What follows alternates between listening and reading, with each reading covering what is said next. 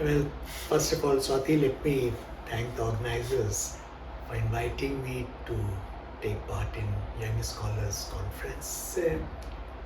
I was impressed with the quality of discussions which we had, kind of presentations which were made by young scholars, and questions they posed to some of us, who were speaking there. Subject is something of great importance to us. Essentially, how do we take this very important engagement between India and Taiwan forward? So several ideas were tossed around, they were shared, they were discussed. I believe that in today's situation, where there is a global churn, there is a whole lot of uncertainty and anxiety about what's going to happen, and that applies to both India and Taiwan. Young scholars looking at issues, understanding issues, and coming up with their own suggestions that will not only help those scholars in their academic pursuits, but hopefully also generate ideas that can be utilized by others. My presentation was on that subject, why Taiwan matters to us. So there are several dimensions of our interest in Taiwan, both what we have done in the past and how we are looking at Taiwan today and the emerging situation.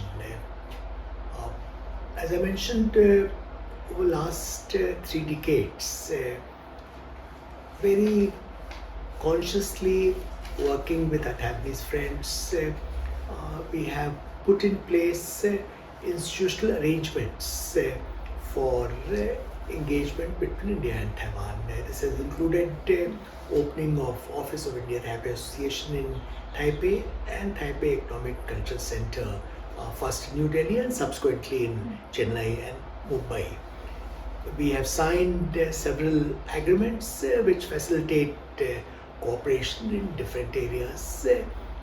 Our trade investment ties have increased, though perhaps not as much as we wanted. We have larger number of Indian students and professionals in Taiwan. We would like to have more Taiwanese students and professionals to come to India. I believe across various domains, level of engagement has gone up quite substantially. So that itself provides a good basis for India's continued investment in relations with Taiwan. But looking ahead, considering the present uncertain moment, India and Taiwan can bring lot of value to table. They have their core competencies which can be very helpful. For instance, we discussed about the global value chains. You mentioned critical minerals and rare earth elements. You are aware how one country having a stranglehold on critical minerals and say rare earth magnets, for instance, is causing complications the world over. It's affecting all of us. Finding answers to that so that we move towards a more resilient, more diversified global value chain, not unduly controlled by one country, whichever country it might be. Likewise, when we're looking at upcoming high-tech, innovation-led manufacturing, we are running into a situation where once again China will play a disproportionately large role and they're doing that by creating overcapacities, by selling the products at prices others can't compete with. So this is distorting market, and one can say that this leading to situation where there is retarded industrialization, not only among developing countries but now also among developed countries. EU is highly concerned about it. Last week when there was China-EU summit in Beijing on 24th July, Ursula von der Leyen, who is the president of EU, she conveyed to President Xi Jinping that we are at an inflection point because of these concerns and other concerns that EU has. So point is that these are issues where we can work together.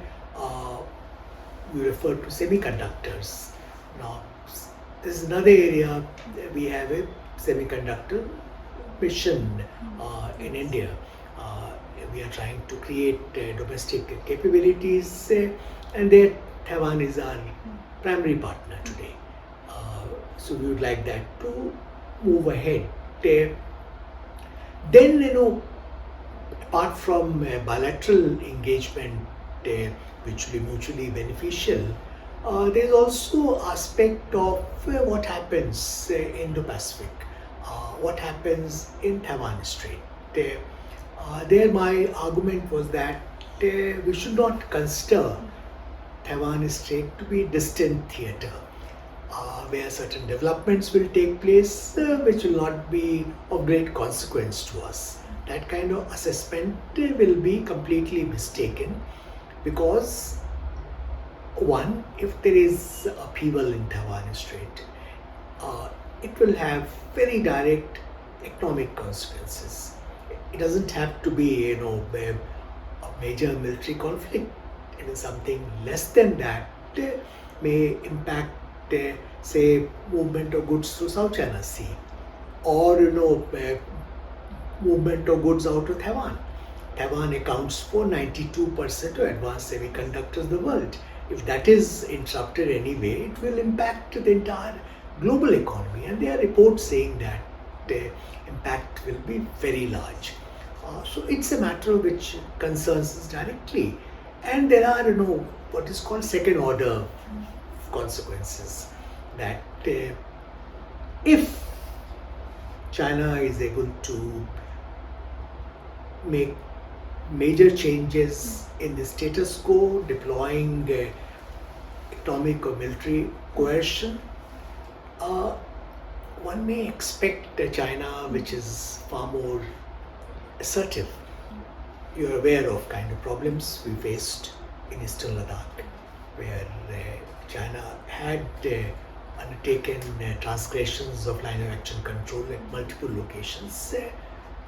If it makes certain gains in Taiwan Strait or South China Sea or East China Sea, in a way it will whet its appetite to be more aggressive or assertive along India-China borders as well.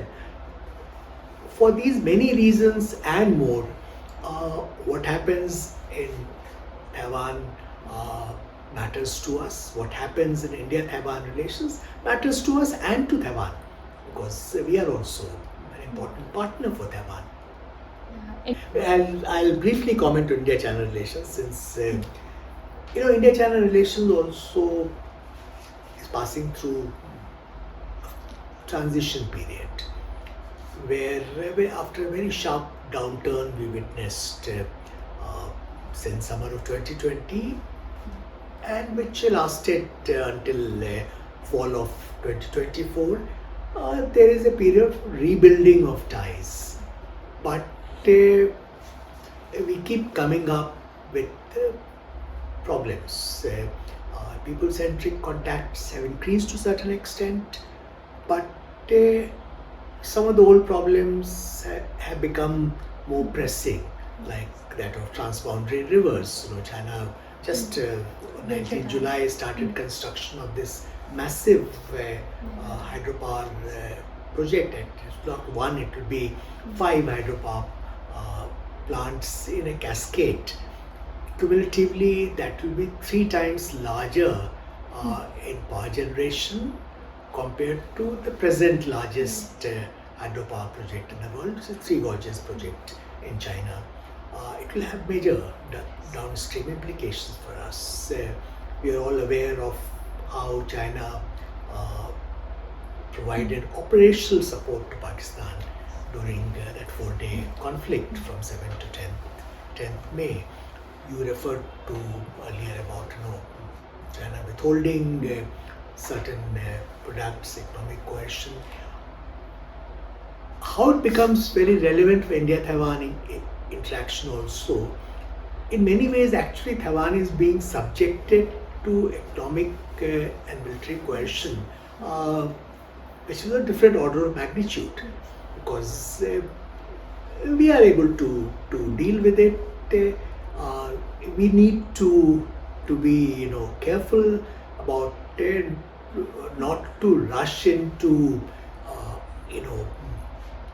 sort of false detente in our relations with China. I would like to have improved relations, but it has to be based on objective realities. I think Taiwan faces a far more acute and difficult situation compared to us.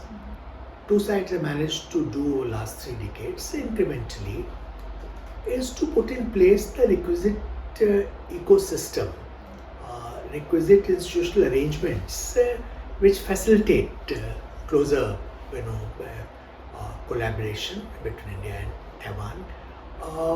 One can improve on that. There are certain areas we can do more. Like our Taiwanese friends would like to have a free trade agreement between India and Taiwan. Problem with that at this point of time, there is a sort of fatigue about free trade agreement, especially with world to our east. We are focusing a little more on world to our west, because many of those earlier FTAs didn't quite live up to our expectations. Taiwan might be well advised to take a pragmatic position, because pragmatism has been a very essential component of India-Taiwan relationship, and that has helped us rather than seeking objectives which might be seen to be political in nature. We have gone for objectives which are concrete, which help advance relations. We can discuss, for instance, some kind of bilateral trade agreement. With USA, for instance, we are only discussing bilateral trade agreement. We are not discussing FTA, because FTA, there are certain technical requirements which are very difficult to meet. But I think more than that, we need to take cognizance of the fact that we are dealing with a challenging situation where not only China is there, but even USA is a huge source of uncertainty. This requires a diversification of our economic portfolio, our trade partners, investment destination, sources of foreign direct investment, technological collaboration. I think India and Taiwan need to look at those areas in a different light, in a more sort of focused, forthright manner, then rather than letting it remain business as usual.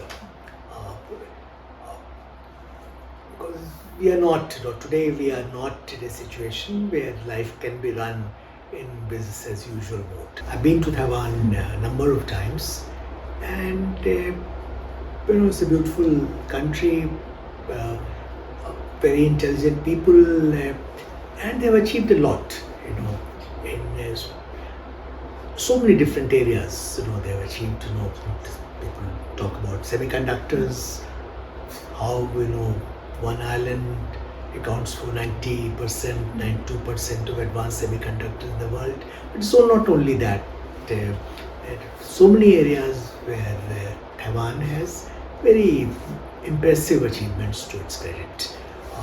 Its human talent is very strong.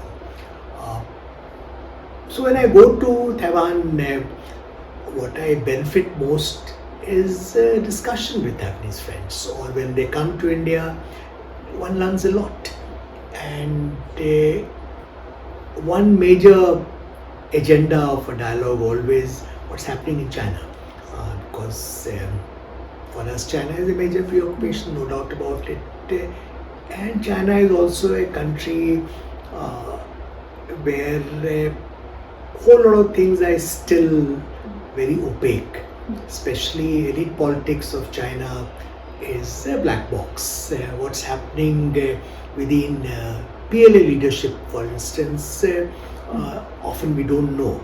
If you look at the number of generals who have been purged, it's a huge number.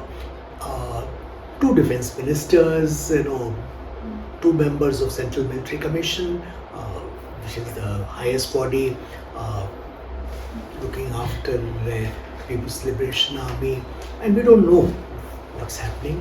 I have this feeling that our Taiwanese friends do have certain insights we can benefit from. Thank you for inviting me.